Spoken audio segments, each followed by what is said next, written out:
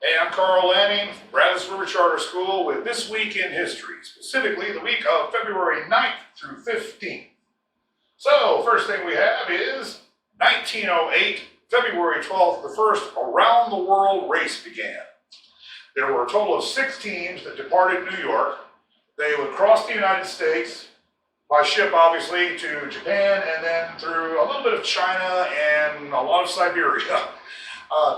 22,000 miles. It was truly amazing. And considering the state of roads in, well, even in the United States at that time, the fact that it took 169 days and that 3 teams actually finished, that's pretty amazing.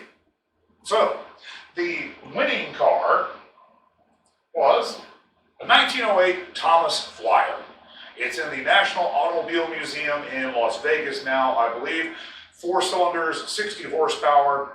The primary driver was Mr. George Schuster, and George Schuster was promised a lifetime job with the Thomas Automobile Company should he win the race. Unfortunately, the company folded 4 years later. But the first round of the world race. On February 12th of 2000, Charles Schulz died. Charles Schulz was, of course, the creator of the Peanuts. Fittingly, his death came the day before his very last comic strip was to appear in the Sunday papers. So I thought that kind of seemed to fit. And it was kind of a farewell letter, very touching actually to read, thanking all of his readers over the years for their support. Of course, Schulz had a strictly no adults policy. No adults ever appeared in any of the Peanuts specials, comic strips, etc., with the exception of Charlie Brown's teacher with their wah wah wah wah voice. But a lot of the characters were based on people that he had known when he was young, including the character of the little red-haired girl. Now, the little red-haired girl never actually shows up in any of the comic strips. She does in a couple other places, but never in the comic strip. It's the girl that he is too shy to approach. He's in love with her, but he's just far too shy. Well, it turns out there really was a little red-haired girl. When he was a young man just starting off as an illustrator, he asked for her hand in marriage, and she confessed that she did love him, but she turned him down. She said the reason why was she didn't think that he was going to be able to support a large family, and that's what she wanted to have. Well, for the record, the Peanuts comic strip at the height of its popularity, this is not counting the TV specials, movies, Broadway plays, etc., appeared in 2,600 newspapers in 71 countries and was translated into 21 languages daily. The Peanuts franchise generated about $2 billion of revenue annually, and Schulz himself averaged around $90 million a year. I don't know how big a family she was planning on having, but I'm pretty sure he could swing it. Charles Schulz. Then we come to Mata Hari. Mata Hari was arrested by French authorities on February the 13th, 1917 on suspicion of being a double agent working for the Germans. She was actually born in the Netherlands named Marguerite Zell. She had a really rough young life.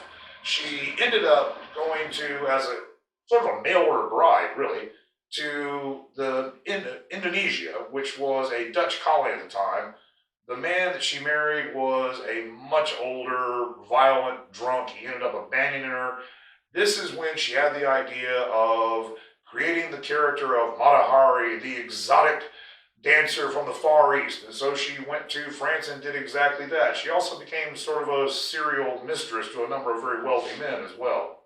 Now, you understand that exotic dancer in the early 1900s is not the same thing we think of today. You never actually saw anything. You thought you did, but you didn't. It was actually kind of an art form. Well, she was, February 13th, 1917, as I said, she was arrested by French authorities and put on trial later as a double agent.